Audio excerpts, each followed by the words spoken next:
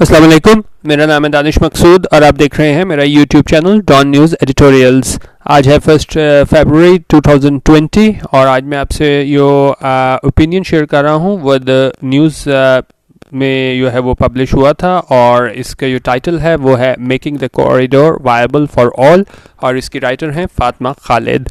इसका थोड़ा बैकग्राउंड इसमें यह है कि सबसे पहले तो इसमें उन्होंने इकोनॉमिक कॉरिडोर को डिफ़ाइन किया गया कि वो क्या चीज़ होती है और इसका क्या फ़ायदा होता है किसी भी मुल्क के लिए। और इकोनॉमिक कॉरिडोर के बाद उन्होंने सी पैक की बात की है, ये ज़ाहिर है आप सबको पता है चाइना पाकिस्तान इकोनॉमिक कॉरिडोर। और फिर उस पर उन्होंने बताया कि किस तरह सी पैक के ज़रिए जो है वो क्योंकि इस पर काफ़ी कंट्रोवर्सी वगैरह भी आजकल चल रही थी, अमेरिका की जानिब से भी कहा जा रहा था कि जी ये सिर्फ एक कोशिश है चाइना की जानिब से पाकिस्तान को जो है बिल्कुल उसमें कर्ज़े में जकड़ने की, बिल्कुल ताकि वो उसको बिल्कुल एक्सप्लॉइट कर रहा है चाइना। तो इस वाले से उन्होंने ये बताया कि क्या जो है वाकई फ़ायदेमंद है भी कि सी पैक नहीं, और साथ उन्होंने इसमें आगे सॉल्यूशन भी बताए हैं कि किस तरह हमें क्या करना चाहिए कि वाकई ये जो वायबल हो हमारे पास ये कॉरिडोर तमाम स्टेक होल्डर्स के लिए, सिर्फ एक पर्टिकुलर कुछ लोगों के लिए नहीं कि जो वाकई वो एक्सप्लॉइट करें दूसरे लोगों को। तो उन्होंने कहा तमाम लोगों के लिए जो है वो वायबल हो। तो उस हवाले से उन्होंने ये बात की, इसको हम स्टार्ट करते हैं। Making the corridor viable for all, कि हम कॉरिडोर को बनाएं क्या वायबल होता है मतलब कि तमाम लोगों के लिए हो, वायबल हो। वायबल को हम इसको अगर मैं आपको मीनिंग भी दिखा लूँ, मीनिंग आप WPS ऑफिस डाउनलोड करके ये PDF उसमें ओपन करके आप मीनिंग्स देख सकते हैं। ये एडजेक्टिव है वायबल और हमारे पास इसका मीनिंग आया था capable of working successfully, feasible, workable, तो मतलब फिजिबल हो तमाम स्टेक होल्डर्स के लिए कॉरिडोर। तो उस हवाले से ये ओपिनियन है। उन्होंने कहा the establishment of an economic corridor, establishment क्या होते हैं बनाना, और इकोनॉमिक कॉरिडोर हमारे पास क्या है। इकोनॉमिक कॉरिडोर ये विकिपीडिया की डेफिनेशन है कि economic corridors are integrated networks of infrastructure. ये स्ट्रक्चर होते हैं किस चीज़ के, इंटीग्रेटेड नेटवर्क होते हैं किस चीज़ के, इंफ्रास्ट्रक्चर के, within a geographical area design to stimulate economic development. और ये किस चीज़ के लिए बनाए जाते हैं, इकोनॉमिक डेवलपमेंट के लिए बनाए जाते हैं जोग्राफिकल एरिया में। और ये क्या होते हैं, इंटीग्रेटेड नेटवर्क्स ऑफ इंफ्रास्ट्रक्चर। तो और इसमें उन्होंने कहा ये एस्टैब्लिशमेंट जो बनाए जाते हैं इकोनॉमिक कॉरिडोर, ये क्या होती है, इज़ अ हॉलिस्टिक स्ट्रेटजी। अब हॉलिस्टिक को हम देख लेते हैं। हॉलिस्टिक क्या होता है कि आप किसी चीज़ को मजमूई तौर पे देखो ना, आप उसको पार्ट्स करके ना देखो। अब जिस तरह यहाँ पे भी आपको बता रहे हैं कि एडजेक्टिव है और ये क्या है, characterised by the belief that the parts of something are intimately interconnected and explicable only by reference to the whole. आप उसको मजमूई तौर पे देखो, और यहाँ पे भी हम क्या है, इकोनॉमिक कॉरिडोर को मजमूई तौर पे देख रहे हैं एज अ हॉलिस्टिक स्ट्रेटजी। और ये क्या होती है, इकोनॉमिक कॉरिडोर को बनाना एक होलिस्टिक स्ट्रेटजी होती है, एक हिकमत अमली होती है, जिसमें हम ये देख रहे होते हैं डेट एम्यूरेट्स के ओवरऑल जो है ना वो क्या काम करे, सिर्फ किसी एक खत्ते में नहीं, तमाम जितने स्टेक होल्डर्स हैं तमाम वहाँ पे क्या हो, डेट एम्यूरेट्स। एम्यूरेट्स क्या होता है, मेक समथिंग बैड और अनसेटिस्फैक्ट्री बेटर, यानी कोई चीज़ पहले ख़राब हो और आप उसको वहाँ पे ठीक करो तो उसको कहते हैं एम्यूरेट्स। सिमिलर में आया था इम्प्रूव, मेक बेटर, और make better and upgrades investments in transport, energy and telecommunications in the region. और इसकी वजह से क्या होता है इकोनॉमिक कॉरिडोर्स की वजह से कि आपकी अपग्रेड होती है, इन्वेस्टमेंट आपकी बढ़ती है, और इन्वेस्टमेंट इन ट्रांसपोर्ट कहाँ पे हमारे पास, ट्रांसपोर्ट में, एनर्जी में and telecommunications in the region.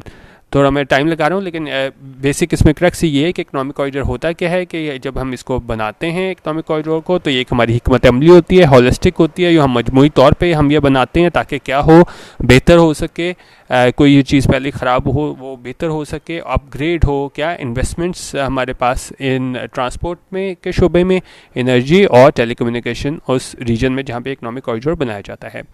और इकोनॉमिक कॉरिडोर और फिर आगे बता रहे हैं क्या इसका मकसद होता है इकोनॉमिक कॉरिडोर का। उन्होंने कहा इकोनॉमिक कॉरिडोर्स ले द फाउंडेशन, एक ये फाउंडेशन क्या होता है, बुनियाद रखना। उन्होंने कहा इकोनॉमिक कॉरिडोर्स ले the foundation of industrial growth.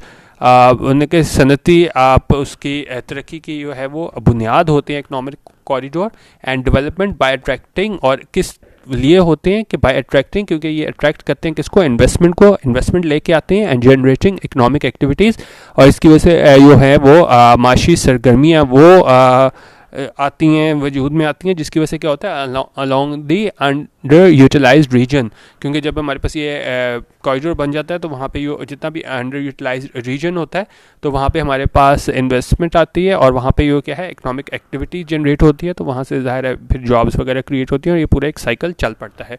तो ये सारा कुछ जो है वो इकोनॉमिक कॉरिडोर्स के बारे में बताया जा रहा है। बाद में ये CPEC China Pakistan economic corridor की तरफ आएंगे। और नहीं क्या, और अब इस कॉरिडोर्स का क्या फ़ायदा होता है, क्या तस्वुर किया जाता है, such corridors are believe to improve the transportation system, और ये ऐसा वो किया जाता है, तस्लीम किया जाता है कि ये कॉरिडोर्स होते हैं ये इम्प्रूव करते हैं, बेहतर करते हैं क्या, ट्रांसपोर्टेशन सिस्टम। ट्रांसपोर्टेशन सिस्टम क्या होता है, ज़राए नकलो हरकत के वो जो होते हैं आपके ज़राए, वो उसको बेहतर करता है। एंड लीड टू क्या मतलब होता है कि उसके नतीजे में, उसके रिज़ल्ट में, और इस ट्रांसपोर्टेशन सिस्टम जब इम्प्रूव होता है तो उसके नतीजे में, रिज़ल्ट में क्या होता है, पावर्टी रिडक्शन। पावर्टी क्या होता है, गुर्बत रिडक्शन, कमी।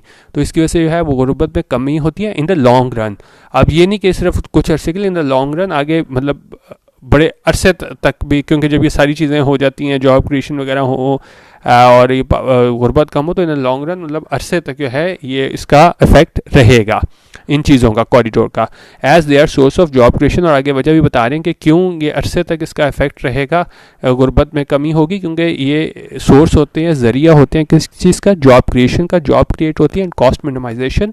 और ज़ाहिर है जब ये ज़राए नकलो हरकत और दूसरा इंफ्रास्ट्रक्चर बन जाता है इस कॉरिडोर के तहत, तो हमारे पास क्या होता है, कॉस्ट मिनिमाइजेशन हो जाती है, तो उससे जो है वो सारी इकोनॉमी में बेहतरी होती है। लेकिन आगे क्या कह रहे हैं, however big question mark lies, एक बड़ा सवालिया निशान ये है, as to whether this is actually true और नॉट, क्या ये वाकई ऐसा ठीक दुरुस्त भी है कि नहीं। जितने भी ऊपर उन्होंने इसके इकोनॉमिक कॉरिडोर की एग्जांपल्स दिए हैं कि जी कॉस्ट मिनिमाइजेशन होती है, पावर्टी रिडक्शन होती है, जॉब क्रिएशन होती है, तो उनका बड़ा सवालिया निशान ये है कि क्या वाकई ये दुरुस्त है भी कि नहीं। इन अ हेट्रोजीनियस पॉपुलेशन, हेट्रोजीनियस क्या होती है, ये डाइवर्स हो, मतलब एक जैसी ना हो ना, जिस तरह अगर तमाम चीज़ें एक जैसी हो तो हम उसको होमोजीनियस बोल देते हैं, लेकिन यहाँ पे हेट्रोजीनियस पूछ रहे हैं। और किस चीज़ की बात करें, heterogeneous population like that of Pakistan. उन्होंने कहा पाकिस्तान की हेट्रोजीनियस पॉपुलेशन यानी एक जैसी नहीं है डाइवर्सिटी है। और जैसे आगे उन्होंने बताया, where there is diversity among people in terms of the location, और ये किस तरह डाइवर्सिटी है, वो एग्जाम्पल देके आपको बता रहे हैं कि वहाँ अलग लोकेशन में लोग रहते हैं, उनका बिहेवियर अलहदा है, स्किल्स लेवल अलहदा है, एक्सपर्टीज़ किसी चीज़ में महारत वो अलहदा है, रिसोर्सेज अलहदा हैं, मतलब किसी सूबे के पास ज़्यादा रिसोर्सेज हैं, कहीं पे कम है, कैपेबिलिटीज़ कि आपकी कोई अहलियत वो फ़र्क है, इंटरेस्ट टूवर्ड्स बिजनेस एक्टिविटीज़, तो और ये इंटरेस्ट टूवर्ड्स बिजनेस एक्टिविटी ये भी फ़र्क है। तो देखिए क्या है, पाकिस्तान जो है वो हेट्रोजीनियस पॉपुलेशन है, तमाम चीज़ें जितनी भी मैंने आपको ये बताई हैं, आपके पास location, behaviour, skills, expertise, resource, capabilities, interest towards business activities, तो ये तमाम चीज़ें हैं वो फ़र्क हैं, हेट्रोजीनियस पॉपुलेशन है पाकिस्तान की, तो the latter might not be the case. और तो इस तरह जिस तरह इन्होंने ऊपर ये बात की थी कि दो चीज़ें हमारे पास इसमें आती हैं यहाँ पे, क्या चीज़, job creation and cost minimisation. तो उन्हें कहा तो बड़ा मुश्किल है कि क्या latter might not be the case, यानी कि बड़ा मुश्किल है कि कॉस्ट मिनिमाइज हो इस केस में, पाकिस्तान के केस के वाले से बात करें, क्योंकि पाकिस्तान की जो है पॉपुलेशन वो बड़ी डाइवर्स है। और आगे ये रीज़न बता रहे हैं क्यों, this is because the benefits are concentrated in the hands of a certain few. उन्हें कहा ये इसके फ़ायदे होते हैं कॉरिडोर के, तो ये कॉन्सेंट्रेटेड, ये जमा हैं कहाँ, इन the hands of certain few, ये किसी कुछ लोगों के पास वहाँ पे मौजूद हैं। First based on their skill set and expertise, और ये किस वजह से इनके पास है, उनके स्किल सेट की वजह से इनके पास जो महारत है, एंड एक्सपर्टीज़, ये उनकी अहलियत और महारत है। एंड सेकंड, और दूसरी क्या चीज़ है, among those who are the dominating elites, और दूसरे क्या, जो डोमिनेटिंग एलीट्स हैं, जो आप शार्फ क्या बोलते हैं उसको, शार्फ मतलब ऊपर जो डोमिनेटिंग एलीट्स जो होते हैं ना, मतलब हर एक के पास नहीं है, सिर्फ ऊपर टॉप पे लोग हैं उनके पास है, in control of all the resources, और उनके पास क्या है, तमाम रिसोर्सेज हैं। अब ये बता रहे हैं कि भाई इकोनॉमिक कॉरिडोर से अगर फ़ायदा लेना है तो तमाम स्टेक होल्डर्स को फ़ायदा लेना है तो कैसे लेना है. In order to gain maximum profit from economic corridor skill development of the majority population is the key. उन्हें कहा अगर आपने मुकम्मल तौर पर इकोनॉमिक कॉरिडोर से फ़ायदा लेना है, मैक्सिमम प्रॉफिट लेना है, तो आपको क्या करना पड़ेगा, स्किल डेवलप करनी पड़ेगी. किसकी, ऑफ द मेजॉरिटी पॉपुलेशन, सिर्फ थोड़ी उसकी नहीं. जिस तरह उन्होंने कहा कि डाइवर्सिटी है, कि बहुत ज़्यादा फ़र्क है लोगों की कैपेबिलिटीज़ में, स्किल्स में, रिसोर्सेज में. तो अगर आपने मुकम्मल तौर पर इकोनॉमिक कॉरिडोर से फ़ायदा उठाना है तो आपको क्या करना पड़ेगा, स्किल डेवलपमेंट करनी पड़ेगी. और वो किसकी करनी पड़ेगी, मेजॉरिटी पॉपुलेशन की करनी पड़ेगी. Is the key. उन्होंने कहा इज़ द की मतलब कि सबसे बड़ी इंपॉर्टेंट बात यह है कि आपको तमाम लोगों की स्किल डेवलपमेंट करनी पड़ेगी. Population polarisation because of income inequality and unequal distribution of wealth, resources, technical skills and expertise. इसको हम यहाँ रोक के पढ़ते हैं. पॉपुलेशन, जिस तरह आपने पोलराइजेशन पॉलिटिक्स में बहुत सुना होगा कि पोलराइजेशन ये होती है कि जब मुख्तलिफ लोगों के मुख्तलिफ व्यू पॉइंट्स होते हैं, हम उसको पोलराइज्ड उसमें पॉलिटिक्स के सेंस में यूज़ करते हैं. तो यहाँ पे भी ये भी बात करें कि पॉपुलेशन पोलराइजेशन है, कि वो तमाम सारे लोगों का अलग सेगमेंट है, एक जैसे इक्वल फुटिंग पे नहीं है. और क्यों नहीं है, वहाँ मुख्तलिफ हमारे पास चीज़ें हैं. बिकॉज ऑफ इनकम इनइक्वालिटी, यानी कुछ बहुत गुर्बत है, उन लोगों के पास बहुत पैसे हैं, ये फ़र्क है कि इस वजह से पॉपुलेशन पोलराइजेशन है. इसके अलावा अनइक्वल डिस्ट्रीब्यूशन ऑफ वेल्थ है, रिसोर्सेज, टेक्निकल स्किल्स, मतलब हर चीज़ें उनकी मुख्तलिफ हैं, वो एक जैसी है ही नहीं. वहाँ पे रिसोर्सेज फ़र्क हैं, टेक्निकल स्किल्स फ़र्क हैं, एक्सपर्टीज़ फ़र्क है. Means that the rich can be involve in exploitation of economic corridors. और इसका मतलब क्या है कि जितने भी अमीर लोग हैं वो शामिल हो सकते हैं किसमें, एक्सप्लॉयटेशन. एक्सप्लॉयटेशन होता है दूसरे बंदे से फ़ायदा उठाना, कि आप उसको फ़ायदा उठा सकते हो किसका, ऑफ इकोनॉमिक कॉरिडोर्स का फ़ायदा आप उठा सकते हो. And the main purpose of the corridor is lost. उन्होंने कहा ये अमीर लोग होते हैं वो एक्सप्लॉयट करते हैं इकोनॉमिक कॉरिडोर्स को. And the main purpose of the corridors is lost. और मेन मकसद तो ये होता है कि ज़्यादा जॉब क्रिएट हो, ज़्यादा फ़ायदा मिले और तमाम लोगों को फ़ायदा मिले. जिस तरह टॉपिक भी यही है, वायबल फॉर ऑल. लेकिन होता क्या है कि वो मेन पर्पज़ होता है कॉरिडोर्स का इज़ लॉस्ट, कि वो बिल्कुल आप इस तरह कहेंगे वो ज़ाया हो जाता है somewhere in between the struggle for profit maximisation. के प्रॉफिट मैक्सिमाइजेशन के चक्कर में जो है वो कुछ लोगों को ये रिसोर्सेज मिल जाती हैं इसकी कॉरिडोर की वजह से. और यो एक मेन मकसद होता है कि वायबिलिटी हो कॉरिडोर की तमाम लोगों के लिए, वो ख़त्म हो जाता है. अच्छा, अब जब ये सारे सी पैक की बात हो गई, इन्होंने उस पर थोड़ी तनकीद भी की कि जी पाकिस्तान में इस वजह से तमाम लोगों को फ़ायदा नहीं मिलता है क्योंकि स्किल सेट और रिसोर्सेज वगैरह फ़र्क हैं. और ये करने के बाद अब ये वहाँ से राइटर मूव कर गई हैं किसकी तरफ, सी पैक की जानिब. पहले इकोनॉमिक कॉरिडोर को सारे डिफाइन वगैरह किया, उसके बाद ये आ गए हैं चाइना पाकिस्तान इकोनॉमिक कॉरिडोर पे. अब इसको देखते हैं. The main ongoing economic corridor project in Pakistan. उन्होंने कहा अगर हम इकोनॉमिक कॉरिडोर प्रोजेक्ट की बात करें पाकिस्तान में, तो वो मेन कौन सा प्रोजेक्ट है, CPEC, the China Pakistan economic corridor और सी पैक. और ये क्या है, is a collection of infrastructure projects. Infrastructure क्या होता है, the basic physical and organisational structures and facilities, example buildings, roads, power supplies needed for the operation of society और enterprise. और उन्होंने कहा ये एक इंफ्रास्ट्रक्चर होता है, ढांचा होता है किसी पे प्रोजेक्ट्स का, which are currently ongoing in different regions of Pakistan. उन्होंने कहा सी पैक क्या है, कलेक्शन ऑफ इंफ्रास्ट्रक्चर प्रोजेक्ट्स हैं जो कि अभी चल रहे हैं, ऑनगोइंग हैं, कहाँ पे, in different regions of Pakistan. और CPEC is seen as something, और ये देखा जाता है सी पैक को किस तरह, that will bring immense profits. Immense होता है बहुत ज़्यादा, क्यों बहुत ज़्यादा प्रॉफिट्स लेके आएगा पाकिस्तान के लिए, टू बोथ द कंट्रीज, तमाम दोनों मुल्कों के लिए, पाकिस्तान और चाइना के लिए. And it is the biggest project in the history of Pakistan, और ये पाकिस्तान की तारीख का सबसे बड़ा प्रोजेक्ट है, as well as all over Asia, और साथ ही कौन सा, एशिया का भी सबसे बड़ा प्रोजेक्ट है. It promises to bring industrial reforms which will boost the economic growth of Pakistan 3 times by the end of 2020. और ये इसे उम्मीद की जा रही है कि जी ये इंडस्ट्रियल रिफॉर्म्स लेके आएगा ये प्रोजेक्ट, और इसकी वजह से क्या होगा, बूस्ट मिलेगा किसको, इकोनॉमिक ग्रोथ को पाकिस्तान की. और कितने गुना, 3 गुना economic growth of Pakistan 3 times. और कब तक, बाय द एंड ऑफ 2020. उनका 2020 तक जो है पाकिस्तान के जो है वो इकोनॉमिक ग्रोथ को बूस्ट मिलेगा, और ये बढ़ जाएगी कितनी, 3 times. किसकी वजह से, सी पैक की वजह से. The nature and expertise of people living near and away from this corridor will affect how they can maximize their profits and how they gain benefits from this. उन्होंने कहा ये नेचर है इसके एंड एक्सपर्टीज़ ऑफ पीपल, और expertise जो मतलब इनकी महारत है लोगों की, जो कहाँ रह रहे हैं, living near and away from this corridor, जो करीब रह रहे हैं और तो दूर हैं किससे, इस कॉरिडोर से, विल अफेक्ट, वो असर डालेगी किस में, कि how they can maximise their profits, कि वो किस तरह अपने प्रॉफिट्स को मैक्सिमाइज करते हैं, and how they can gain benefits from this, और वो किस तरह इस कॉरिडोर से फ़ायदा उठाते हैं। फॉर इंस्टेंस अब ये बता रहे हैं कि किस तरह फ़ायदा उठा सकता है पाकिस्तान। फॉर इंस्टेंस मिसाल के तौर पे an industrial area like Faisalabad में एक्सपोर्ट गारमेंट्स टू चाइना, उनका जो इंडस्ट्रियल एरिया है, कौन सा एग्जांपल दिया फैसलाबाद की, वो क्या कर सकता है, एक्सपोर्ट कर सकता है। इंपोर्ट होता है कोई चीज़ आप अपने मुल्क लेकर आते हो, और एक्सपोर्ट होती है जब आप अपने मुल्क से बाहर बेचते हो। तो उन्होंने कहा जो इंडस्ट्रियल एरिया फैसलाबाद वो क्या कर सकता है, वो ये गारमेंट्स कपड़े एक्सपोर्ट कर सकता है, बाहर भेज सकता है, कहाँ, to China and other countries, दूसरे ममालिक में भेज सकता है। गिलगित बल्तिस्तान वाले क्या कर सकते हैं, मे एक्सपोर्ट ड्राई फ्रूट्स, वो बाहर ड्राई फ्रूट्स भेज सकते हैं।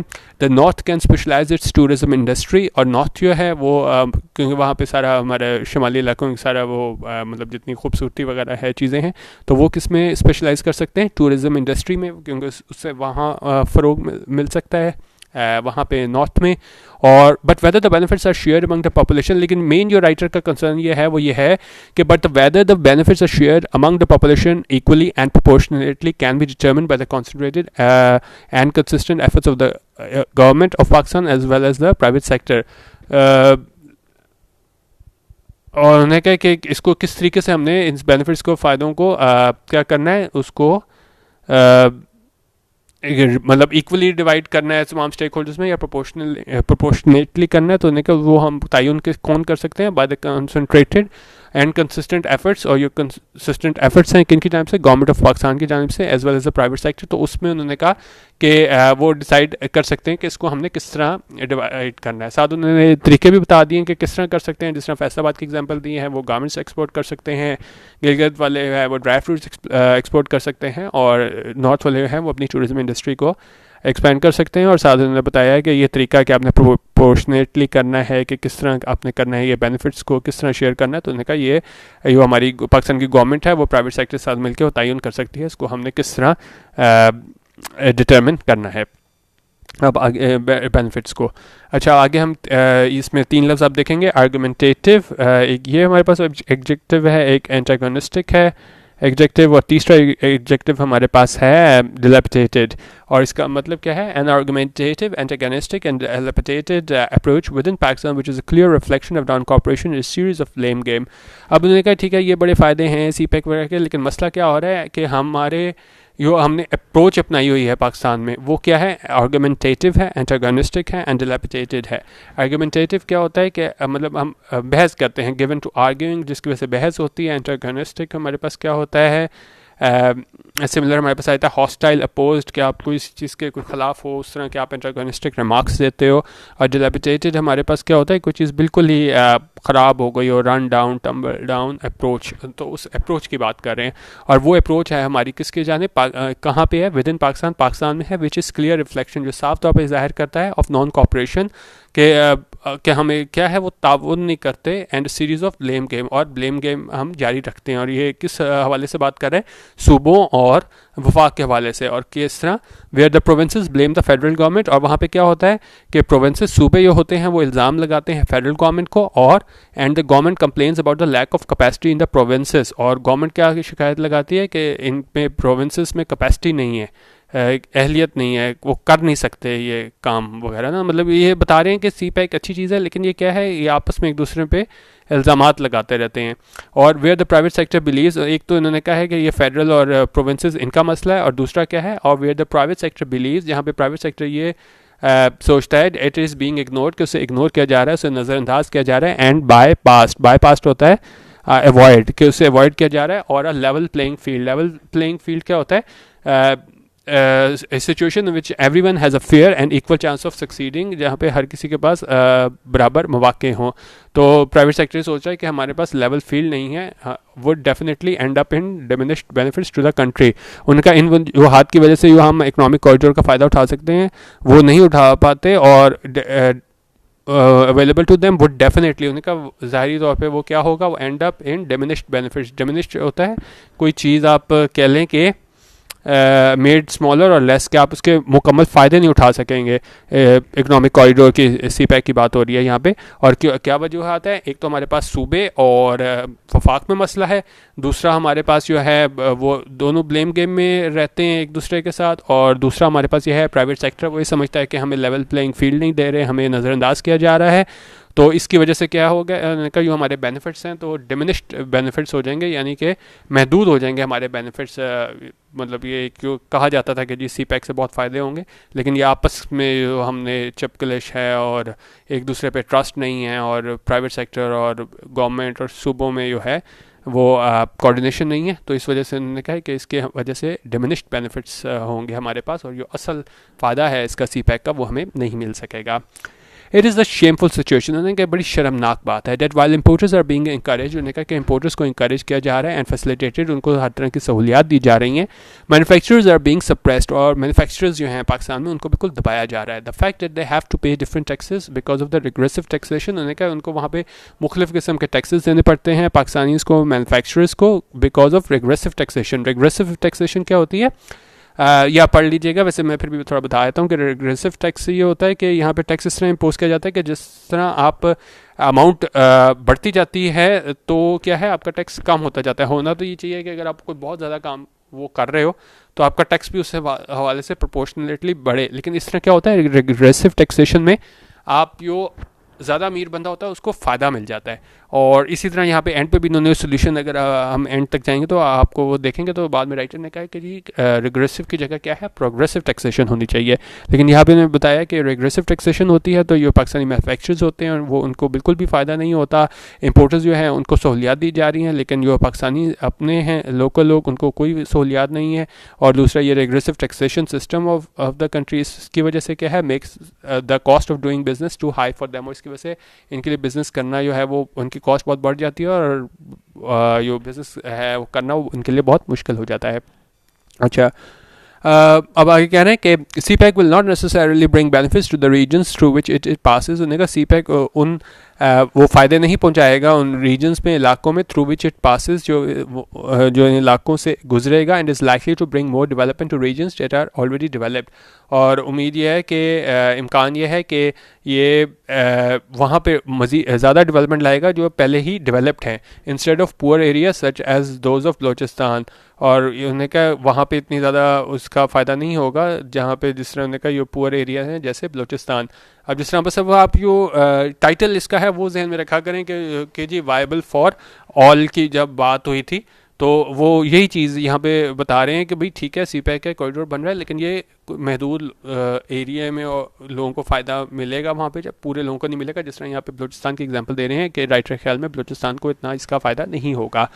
CPEC will likely not bring profit to the indigenous population। Indigenous क्या होती है मकामी, तो उन्होंने कहा CPEC जो है वो प्रॉफिट नहीं देगी, फ़ायदा नहीं देगी किसका, जो मकामी पॉपुलेशन है। क्यों? Because of the high level of competition and struggle for profit maximisation, क्योंकि कंपटीशन बहुत है और जो जदोजहद है प्रॉफिट मैक्सिमाइजेशन की। और इन्होंने साथ एग्जांपल इसकी क्या दी है, ग्वादर पोर्ट की एग्जांपल दी है कि वहाँ पे जो है वो मकामी जो पॉपुलेशन है उसको इससे फ़ायदा नहीं हुआ था, ऐसा कहना है राइटर का। अच्छा, अब आगे ये सोल्यूशन बता रहे हैं कि अगर पाकिस्तान ने मैक्सिमम बेनिफिट लेना है CPEC से तो पाकिस्तान को क्या करना चाहिए। उन्होंने कहा for Pakistan to derive maximum benefits from CPEC तो क्या करना चाहिए, शॉर्ट लिव्ड पॉलिसीज़। उन्होंने कहा इस तरह की पॉलिसीज़ जो थोड़ी देर के लिए हों, वो क्विक फिक्सेस, ये मतलब कोई एक मसला हो उसको आप वक्ती तौर पे तो ठीक कर दो लेकिन बाद में वो मसला हल ना हो। एंड पैच वर्क, कोई भी मसला हो जिस तरह आप उसको कहते हैं ना पैचअप कर दो, पैच वर्क, तो मतलब यहाँ पे सारी बातों का मकसद ये है कि आप कोई ऐसे काम ना करो जो वक्ती तौर पे हो। तो उन्होंने कहा कि short lived policies, quick fixes and patch work by the government officials and bureaucrats should be given up. उन्होंने कहा इस तरह के ये काम शॉर्ट लिव्ड पॉलिसीज़ हों, quick fixes and patch work कि इनकी जानिब से, गवर्नमेंट ऑफिशियल्स की जानिब से और ब्यूरोक्रेट्स की जानिब से should be given up. Given up मतलब कि छोड़ देना चाहिए, कि act of giving up something especially something you would like to keep. उन्होंने कहा ये सारी चीज़ें इनको गवर्नमेंट को, ब्यूरोक्रेट्स को और गवर्नमेंट ऑफिशियल्स को छोड़ देनी चाहिए। And the majority of the population should be facilitated, और बाकी जितनी भी हमारी मेजॉरिटी है पॉपुलेशन की उनको क्या फैसिलिटेट करना चाहिए, उनको सहूलियात देनी चाहिए। किस तरह देनी चाहिए? Through strategic policies.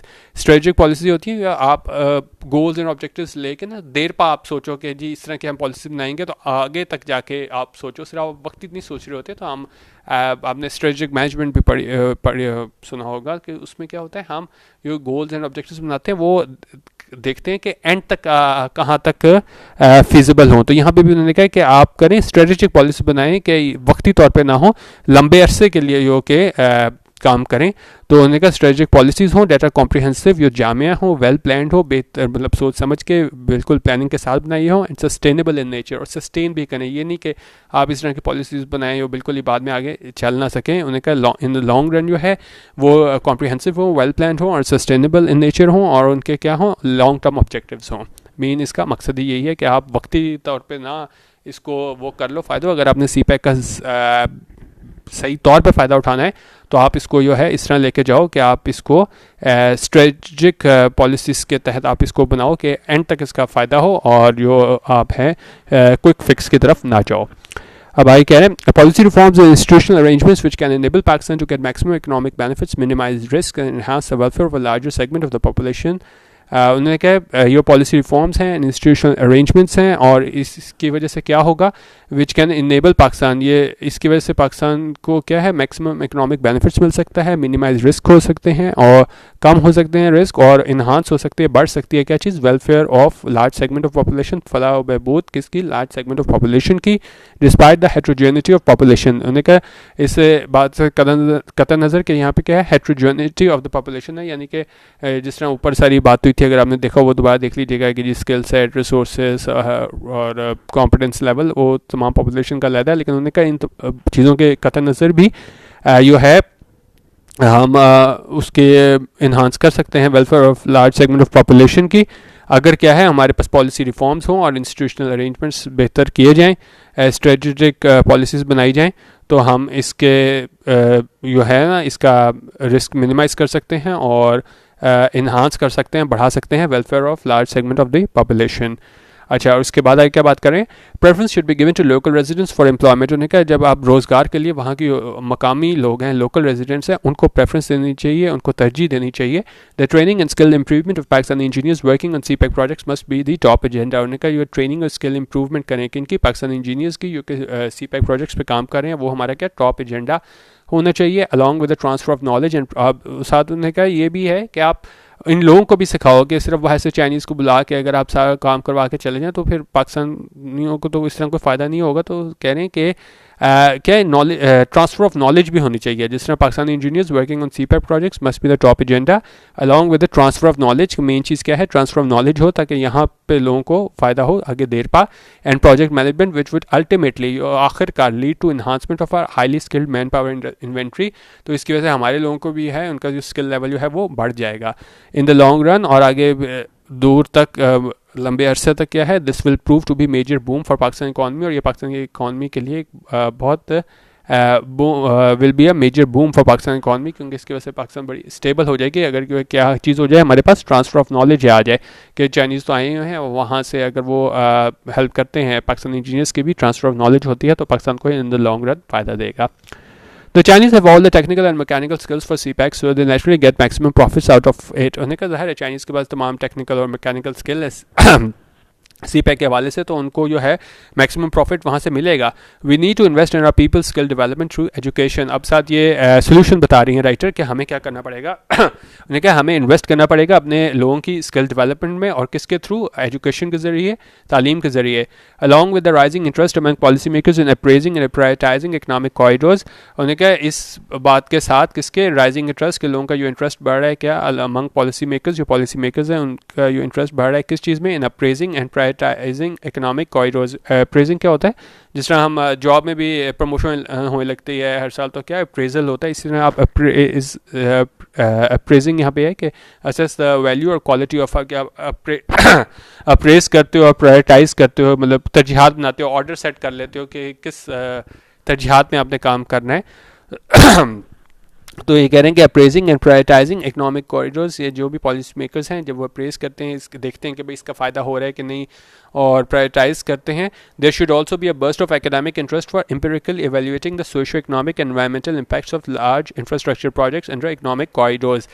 उन्होंने कहा और क्या होना चाहिए, एक एकेडमिक इंटरेस्ट पे होना चाहिए, एम्पिरिकली एवेल्युएटिंग। एम्पिरिकल एवेल्यूएशन क्या होती है कि बाय मींस ऑफ ऑब्जर्वेशन और एक्सपीरियंस रादर देन थ्योरी और प्योर लॉजिक। आप ऑब्जर्वेशन के थ्रू भी जब आप इसको एवेल्यूएट करते हो चीज़ों को, तो उन्होंने कहा जितने भी हमारे पॉलिसी मेकर्स हैं तो उनको एवेल्यूएट करना चाहिए कि किस तरह ये फ़ायदे इसका हमारा हो रहा है कि नहीं हो रहा, इसका और इसके क्या सोशो इकोनॉमिक और एनवायरमेंटल इम्पैक्ट्स हैं इन सारे इंफ्रास्ट्रक्चर प्रोजेक्ट्स के जो इकोनॉमिक कॉरिडोर्स के तहत चल रहे हैं। बेसिकली बात ये कर रहे हैं कि हमें ये इस बात पे जोर देने की ज़रूरत है कि हमारे पॉलिसी मेकर्स को कि वो देखें, इसको अप्रेस करें और प्रायोरिटाइज करें इकोनॉमिक कॉरिडोर्स को कि किस तरह हम इसको अपने जो ज़्यादा पॉपुलेशन है मेजर बजाय इसके कि हम कुछ हिस्सा या कुछ स्टेक होल्डर्स को फ़ायदा पहुँचाएं, उनका तमाम जितने भी स्टेक होल्डर्स हैं उनको कैसे फ़ायदा पहुँचाया जा सकता है।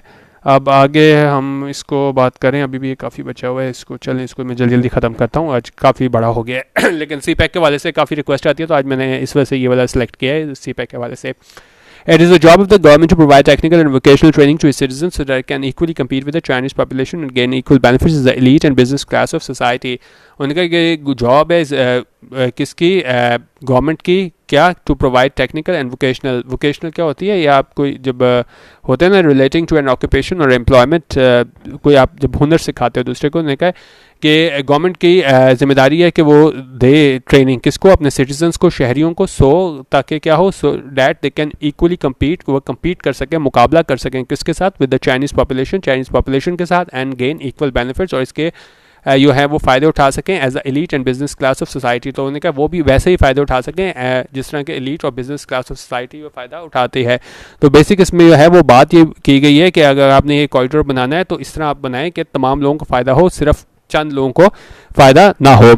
Skill development leads to a higher wage rate and eventually to education eradication of poverty. होने का जब स्किल डेवलप हो जाएगी तो क्या होता है कि आपकी तनख्वाह बढ़ जाती है, leads to higher wage rate and eventually और आखिरकार to eradication of poverty. Eradication क्या होता है, कुछ चीज़ ख़त्म होना, और पॉवर्टी क्या है, गुर्बत। होने का स्किल डेवलपमेंट की वजह से क्या होती है, आपकी जो है आखिरकार जो है वो आपकी गुर्बत जो है वो ख़त्म हो जाती है। Along with attention to skill enhancement, उन्होंने कहा एक तो ये स्किल इन्हांसमेंट की बात हो गई, उन्होंने सोल्यूशन दिए राइटर ने। दूसरी क्या चीज़ है, a strong emphasize of the government should also be on job creation.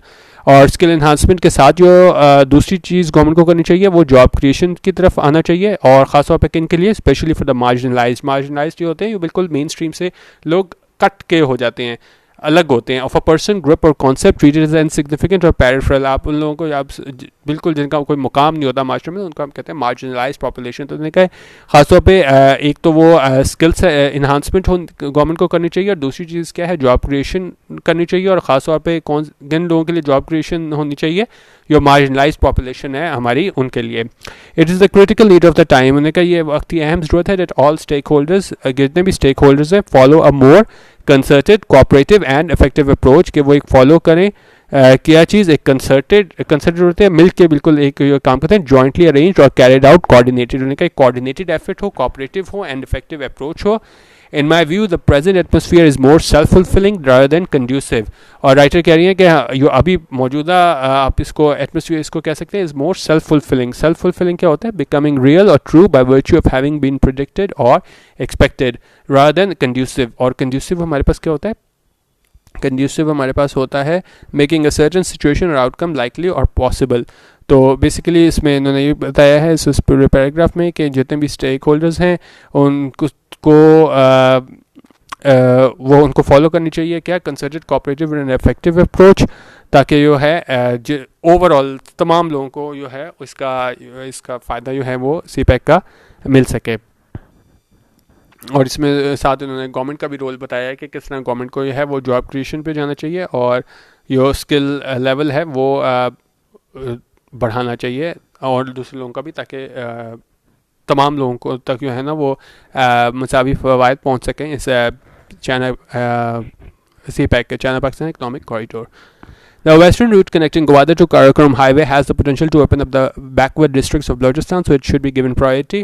उनका जो वेस्टर्न रूट है ये कनेक्ट कर रहा है ग्वादर को काराकोरम हाईवे से, उसके पास पोटेंशियल है कि क्या open up the backward districts of Balochistan. उनका ये बिल्कुल भी बैकवर्ड एरियाज़ हैं, डिस्ट्रिक्ट हैं हमारे पास बलोचिस्तान के, तो वो एक उनके लिए काफ़ी फ़ायदेमंद हो सकता है ये वेस्टर्न रूट जो है ये कनेक्ट कर रहा है ग्वादर को काराकोरम हाईवे से। तो उन्होंने कहा इस पे हमें तरजीह देनी चाहिए, it should be given priority, इसको हमें तरजीह देनी चाहिए। और इसकी वजह से क्या है, तो ये मतलब राइटर कह रही है it has the potential to open up the backward districts, के उनको ज़रिया मिल जाएगा कनेक्ट होने का, जो अभी बिल्कुल बैकवर्ड हैं, तो ताकि ये लोग भी जो हैं वो उस धारे में आ सकें और इस सीपेक से जो है वो फ़ायदा उठा सकें. This will eventually integrate the population with the national market for goods and exchange. और इसका क्या होगा, इवेंचुअली इंटीग्रेट क्या होता है, मिल जाना. तो ये होने का अगर इस तरह हो जाएगा तो ये क्या है, यहाँ के जो बैकवर्ड डिस्ट्रिक्ट बलूचिस्तान के लोग हैं तो वो इंटीग्रेट हो जाएंगे पॉपुलेशन किन के साथ, with the national market for goods और एक्सचेंज. और ये भी जो है वो उसका सीपेक का फ़ायदा उठा सकेंगे इकोनॉमिकली. और साथ क्या बता रहे हैं कि जो वेस्टर्न कॉरिडोर के साथ जो हैं लोग, उसको गवर्नमेंट को क्या क्या चीज़ें पहुंचानी चाहिए वहाँ पे, educational, health, drinking water, vocational training, credit facilities should be made available. उन्हें सारी सहूलियात देनी चाहिए. किसको, गवर्नमेंट को. किन्हें देनी चाहिए, to the communities living along the western corridor. उनका वेस्टर्न कॉरिडोर के साथ जो कम्युनिटीज़ रह रही हैं उनको गवर्नमेंट को ये फ़ायदे देने चाहिए. To improve their economic and social conditions, ताकि उनकी जो माशी हालत है उसको बेहतर बनाया जा सके. और साथ कह रहे हैं careful planning should be done. उनका एक अच्छी प्लानिंग होनी चाहिए, so that the local population benefits in employment and other services sectors. और प्लानिंग उनका बेहतर होनी चाहिए ताकि जो लोकल पॉपुलेशन है वो फ़ायदा उठा सके किस चीज़ में, एम्प्लॉयमेंट में, इसमें नौकरियाँ ताकि मिलने में, एंड अदर सर्विसेज सेक्टर्स. और ये दूसरे सर्विस सेक्टर्स में जो लोग जाते हैं उनको क्या है वो फ़ायदा मिल सके.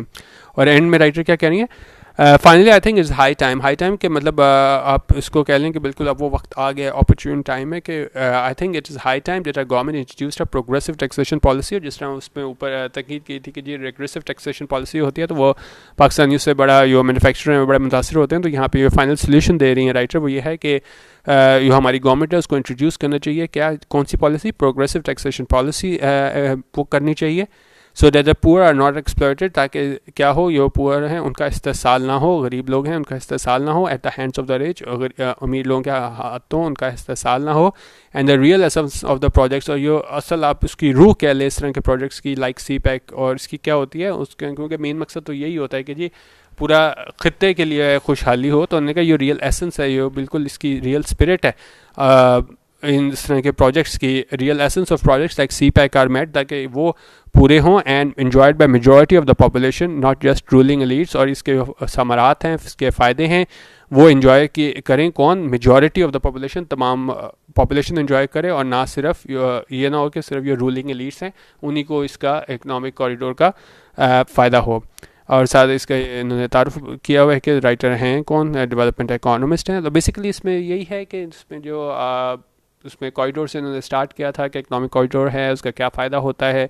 उसके बाद वहाँ से इन्होंने राइटर ने स्विच किया एक सी पैक की जानिब, और फिर वहाँ पे इन्होंने बताया कि सी पैक के क्या है, किस तरह के फ़ायदे होंगे. और लेकिन मेन इसमें जो आखिरी 2 लाइनें हैं तो वो ही इनका ये इसका ये मेन मकसद था कि इस तरह की हमें पॉलिसीज़ गवर्नमेंट को बनानी चाहिए कि जो मेजॉरिटी ऑफ द पॉपुलेशन है वो इस चीज़ का फ़ायदा उठा सके. इन इसका सी पैक का ये ना हो कि आप सिर्फ रूलिंग एलीट, क्योंकि रूलिंग एलीट तो पहले भी है वो उनको इतना वो नहीं होता, हर तमाम उनको सहूलियात वगैरह होती हैं. तो मेन जो मकसद है कि ओवरऑल पॉपुलेशन को फ़ायदा हो. तो मेन इसमें हमारे पास ओपिनियन में भी यही बताया गया था कि इस तरह का आप करें पॉलिसीज़ वगैरह के ओवरऑल पॉपुलेशन को इसका फ़ायदा हो. बाकी आप मैं इसको PDF आपको दे देता हूँ, आप वो डाउनलोड कर लीजिएगा, WPS ऑफिस में ओपन करके वो पढ़ लीजिएगा. इसके अलावा मैं YouTube पे भी आप वहाँ पे अपलोड कर दूँगा, आप पुरानी जो है एडिटोरियल्स वो भी देख सकते हैं. और बस इसके अलावा हमारा पेज है की ओपिनियन के नाम से, और ग्रुप हमारा जहाँ पे PDF एडिटोरियल्स का जो मैं PDF शेयर करता हूँ वो अपने ग्रुप में शेयर करता हूँ की ओपिनियन के नाम से. और मैगजीन्स वगैरह भी आ जाए, इकोनॉमिस्ट है लेटेस्ट, वो भी मैंने अपलोड किया है, वो भी चेक कर लीजिएगा. पेज पे भी किया है और ग्रुप में भी किया है, जहाँ से भी आपने लेना चाहे वहाँ से ले सकते हैं. वीडियो देखने का बहुत शुक्रिया. अल्लाह हाफिज़ और पाकिस्तान जिंदाबाद.